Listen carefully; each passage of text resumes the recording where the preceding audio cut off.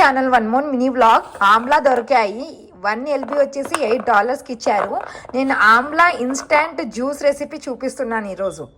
చేసి ఇట్లా సన్నగా ముక్కలుగా కట్ చేసుకొని విత్తనాలు చేసుకున్న ఆమ్లా ఒక మిక్సీ జార్లో వేసుకొని కొద్దిగా జీలకర్ర, కొద్దిగా కరివేపాకు, కొద్దిగా బ్లాక్ పెప్పర్ అండ్ కొద్దిగా సాల్ట్ అనమాట.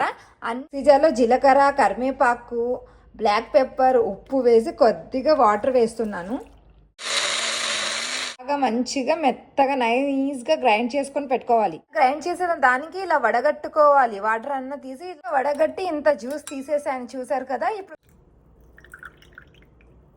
1 టేబుల్ స్పూన్ హనీ కలుపుతున్నాను. బాగా మిక్స్ చేసేయండి కలిపి.